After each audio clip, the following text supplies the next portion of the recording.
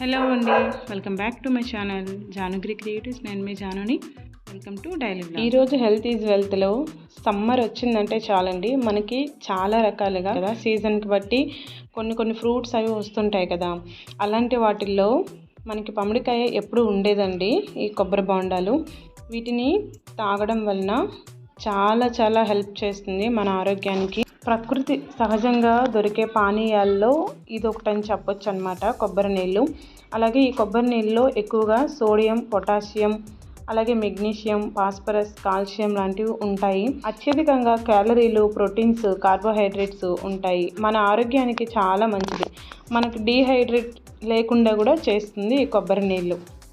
ఈ ఎండాకాలంలో వచ్చే ఇంకో పండు అయితే కనుక ఇదైతే అందరికీ ఇష్టం ఉంటుంది కదండి. నాకైతే చాలా ఇష్టం అండి.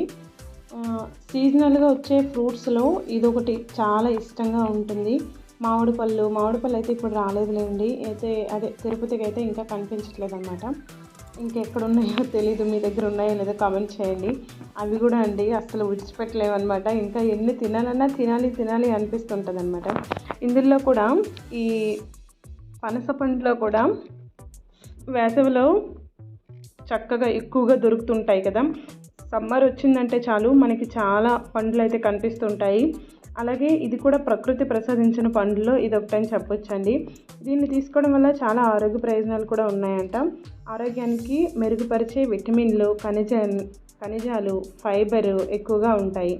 అలాగే folic acid, next potassium, niacin, next magnesium కూడా ఉంటాయంట. పనస పిక్కలు కూడా తినొచ్చండి, చాలా బాగుంటాయి. అవి కాల్చుకొని తినొచ్చు, లేదంటే ఉడకబెట్టుకొని కూడా తినొచ్చు అనమాట. పనస పిక్కలు మళ్ళీ కూర కూడా వండుకోవచ్చండి. పనస పిక్కలవి చాలా టేస్టీగా ఉంటుంది. పనస పిక్కల కూరే కాదు, పనస కాయతో కూడా కూర చేస్తారు. నేనైతే చేశాను కూడా చాలాసార్లు. చాలా బాగా వచ్చిందండి. ఇంకా కాయ కోసమని చూస్తున్నాం కానీ దొరకలేదన్నమాట ఎక్కడ కూడాను. దాంతో బిర్యానీ కూడా చేస్తారు, చాలా బాగుంటుంది, చాలా టేస్టీగా కూడా ఉంటుందండి. ఇలా సీజనల్గా వచ్చే ఫ్రూట్స్ తినడం వల్ల మన ఆరోగ్యాన్ని చక్కగా కాపాడుకోవచ్చు అంటండి. మన ఆరోగ్యానికి తగ్గట్టు విటమిన్స్ అన్నీ కూడా లభిస్తాయంట. అలాగే ఇక్కడ చూసుకుంటే కనుక పుచ్చకాయ కూడా అండి, వాటర్ మిలన్లో కూడా చాలా ఆరోగ్య ప్రయోజనాలు ఉన్నాయండి. ఈ సమ్మర్లో మనకి ఇది కూడా ఒక ప్రకృతి ప్రసాదంగానే చెప్పాలన్నమాట. సమ్మర్లో పుచ్చకాయని తీసుకోవడం వల్ల చాలా ప్రయోజనాలు ఉంటాయండి. అవి గుండెను ఆరోగ్యంగా ఉంచుతుంది, కంటి చూపు మెరుగుపరుస్తుందంట, జీర్ణశక్తిని కూడా పెంపొందించుతుందండి. అలాగే బీపీ కంట్రోల్లో కూడా ఉంటుంది, కండరాల నొప్పులను కూడా తగ్గిస్తుందంట ఈ పుచ్చకాయ తినడం వల్ల. అలాగే ఈ పుచ్చకాయలో నీటి శాతం కూడా 92% కలిగి ఉంటుందటండి, నీటి శాతాన్ని. అలాగే పుచ్చకాయలో పొటాషియం, ఫాస్ఫరస్, కాల్షియం, మెగ్నీషియం వంటి ఖనిజాలు కలిగి ఉంటుందంట. Vitamin A, B1, B2, B3 వంటి వివిధ విటమిన్లు కలిగి ఉంటుందంట ఈ పుచ్చకాయలో. పుచ్చకాయ రోజు తీసుకోవడం వల్ల చాలా ఆరోగ్య ప్రయోజనాలు ఉన్నాయండి. అది ఈ ఎండాకాలంలో ఇంకా ఎక్కువగా తీసుకుంటే ఇంకా మన హెల్త్కి చాలా బాగుంటుంది. నేనైతే కనుక ఇవన్నీ కూడా తీసుకుంటున్నాను, రోజు కూడా తింటున్నాను. తర్వాత మామిడికాయలు కూడా లేవండి, దానికోసం చూస్తున్నాను అనమాట. చాలా టేస్టీగా కూడా ఉంటాయి. ఇంకా ఇక్కడైతే కనుక సమ్మర్లో ఇది కూడా ఒకటే కదండి. ఏంటి అంటే సమ్మర్లో మనకి మంచి కాటన్ డ్రెస్సులు కావాలని చూస్తాం కదా. పిల్లలకు కానీ ఎవరికైనా, మనకైనా సరే కాటన్ డ్రెస్సులు, పిల్లలకైతే కనుక కాటన్ ఏంటవి షార్ట్స్ అవి ఉంటాయి కదా, వాటి కోసమని వచ్చామండి ఇక్కడికి. పిల్లల కోసమని తీసుకుందామని షార్ట్స్ చూద్దామని వచ్చాము. తక్కువ రేట్లో ఉంటాయి, బాగుంటాయి కూడాను.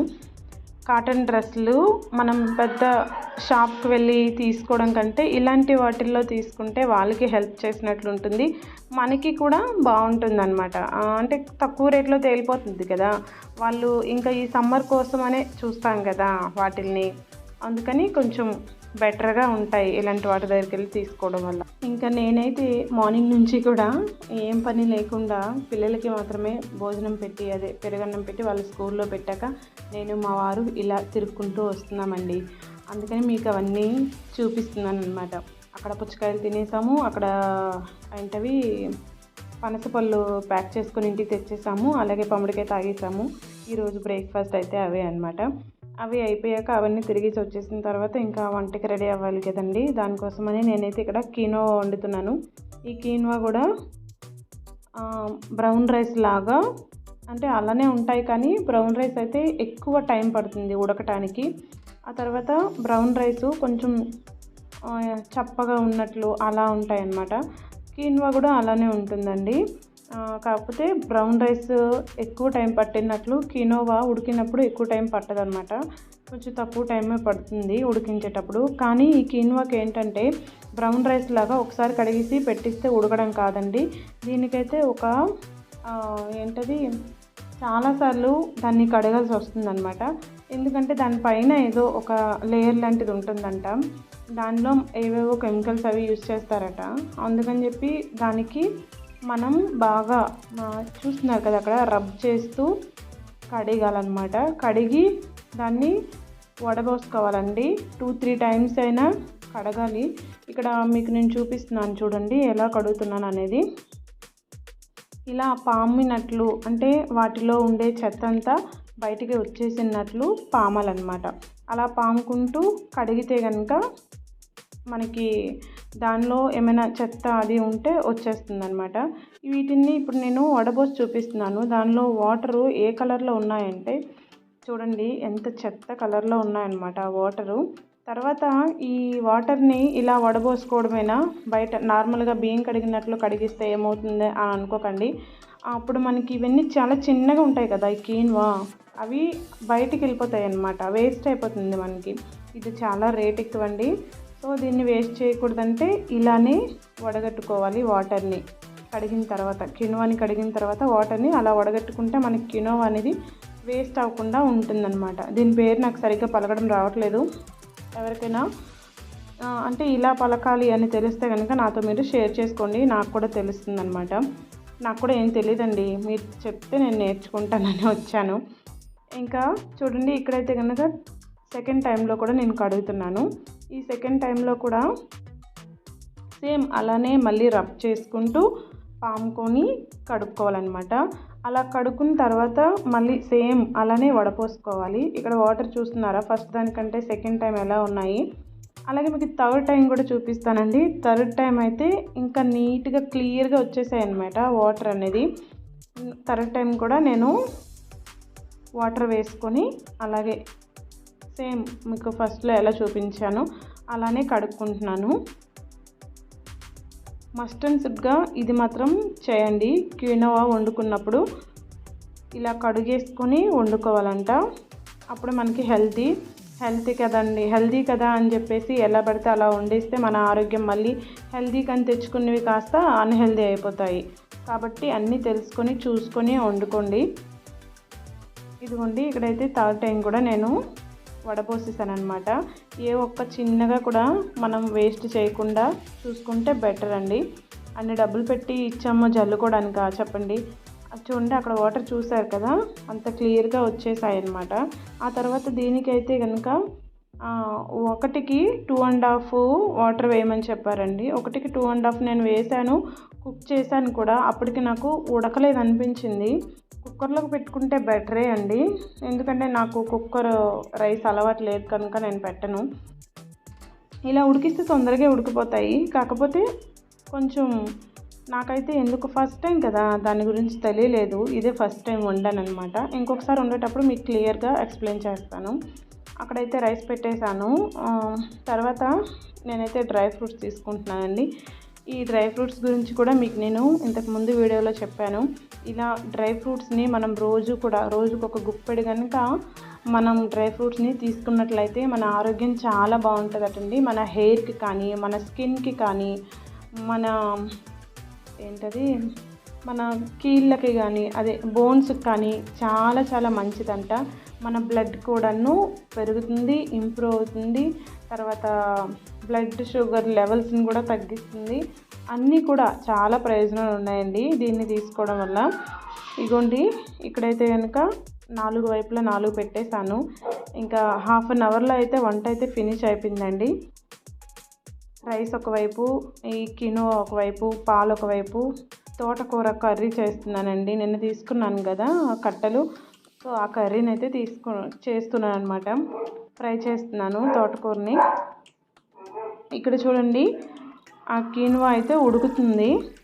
అలా మూతను పెట్టి ఉడికించుకుంటే మనకు కొంచెం తొందరగా ఉడుకుతుంది అనమాట. మధ్య మధ్యలో కలుపుతూ ఉడికించుకుంటే మనకి కింద అడుగు పట్టేయకుండా ఉంటుందండి. ఇంకా మూత పెట్టి ఉడికించుకోండి. తర్వాత అంతేనండి, రైస్ అయితే ఉడికిపోయిందనమాట. వంట అయితే అయిపోయిందండి. 1/2 అవర్లో అయిపోయింది. మేము తిరిగి 11 కల్లా వచ్చామండి. 9కి 8:30కి అలా వెళ్ళాము బయటికి. 11కి అలా వచ్చాము ఇంటికి. వచ్చిన తర్వాత వెంటనే అన్నీ రెడీ చేసుకొని పెట్టేశాను అనమాట. 11:15కి అలా పెడితే 11:45 అలా అయిపోయిందండి వంట ఫినిష్ అయిపోయింది. ఇంకా 12కంతా మా ఇద్దరం కూడా, మా వారు నేను ఇద్దరం తినేసాము. అతను బీ షిఫ్ట్.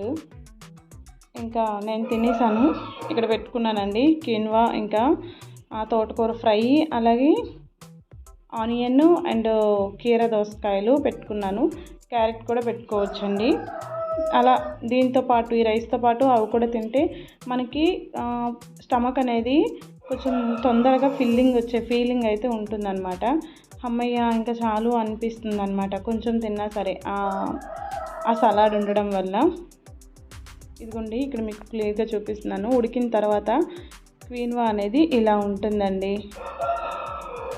మరి మెత్తగా అవ్వదు. మరి ఇంకా ఉడికిస్తే అలా అవుతుందేమో తెలీదు. ఇంకోసారి ఉడికించి చూడాలన్నమాట. ఇంకొకసారి వండినప్పుడు అలా కూడా చూడాలి.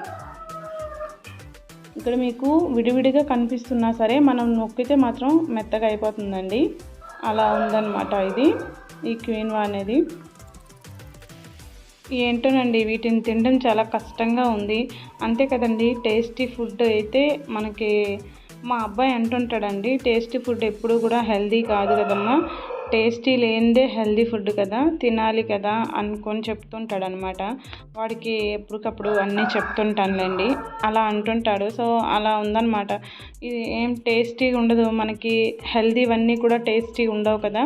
సో తప్పదు, తినాలి అని తినడమే తప్ప ఇంకా టేస్ట్ కోసం చూసుకుంటే మన ఆరోగ్యం పాడైపోతుంది. ఇంకా ఇక్కడైతే కనుక చెప్తాను కదండి, 12:30 అలా తినేస్తాం కదా 1 o'clock లోపు. తర్వాత 3 o'clock అంతా కూడా ఆకలిలాగా, లేదంటే ఇంకేమైనా తినాలి తాగాలి అనిపిస్తుంది అనమాట. అప్పుడైతే కనుక ఇలా పెరుగు బెల్లం వేసుకొని తీసుకుంటానండి. చాలా టేస్టీగా ఉంటుంది. అండ్ పెరుగు బెల్లం కూడా మంచి కాంబినేషను. ఆ తర్వాత నేనైతే అప్పుడు పెరుగుని ఇంకా చీనీ వేసుకొని తినేదాన్ని. అది హెల్త్కి అంత మంచిది కాదని తెలుసుకొని అందులోనే బెల్లం వేసుకొని తింటున్నాను అనమాట. చాలా టేస్టీగా ఉంది. అలాగే మనకి దానివల్ల కూడా చాలా ప్రయోజనాలు ఉన్నాయండి. ఇలాంటి ఫుడ్ నేను కీన్వా, బ్రౌన్ రైస్ ఇలాంటివన్నీ తినేటప్పుడు మనకి ఏమవుతుందంటే కొంచెం వేడి చేసినట్లు అనిపిస్తుంది అనమాట. మోషన్ ఫ్రీ అవ్వదు, ఇలాంటివన్నీ ఉంటాయి. అలాగని చెప్పేసి మనము ఈ పెరుగు మజ్జిగ రూపంలో కానీ లేదా ఇలా బెల్లం వేసుకొని తినటం వల్ల మనకి మోషన్ ఫ్రీ అవుతుంది, డైజెస్టివ్ కూడా బాగా అవుతుంది. ఆ తర్వాత చలువ కూడా చేస్తుందండి. వేడి చేయడం వల్లే కదా ఇవన్నీ అవుతాయి. సో మనకి ఆ బాడీ హీట్ని కూడా తగ్గిస్తుంది అనమాట. ఇక్కడైతే కనుక నైట్ అండి డిన్నర్లోకి చపాతీ, అలాగే సొరకాయ టమాటా కూర వేసి చేశాను. మా పిల్లలు చూడండి, వాళ్ళైతే కనుక చపాతీలైనా రైస్ అయినా ఏదైనా చక్కగా తింటారండి. వాళ్ళు ఏది కూడా వద్దని చెప్పరనమాట. బంగారాలండి వాళ్ళు. ఏదైనా సరే చక్కగా తినేస్తారు. వాళ్ళకి ముందు నుంచి కూడా అలా అలవాటు చేశానండి. రైస్తో ఏ ఐటమ్స్ వేసినా తినేస్తారు. అలాగే చపాతీలు, పరోటాలు అన్నీ తినేస్తారనమాట. చూడండి ఎంత చక్కగా తినేస్తారు. అవి కూడా మెత్తగా ఉంటాయండి, చాలా సాఫ్ట్గా ఉంటాయి చపాతీలు. చక్కగా తినేస్తారు వద్దు అనకుండా. ఓకే అండి, ఈ వీడియో మీకు నచ్చితే లైక్ చేయండి, షేర్ చేయండి, కామెంట్ చేయండి. మన ఛానల్ ఇంకా ఎవరైనా సబ్స్క్రైబ్ చేసుకోకపోతే ప్లీజ్ సబ్స్క్రైబ్ చేసుకోండి. Thanks for watching.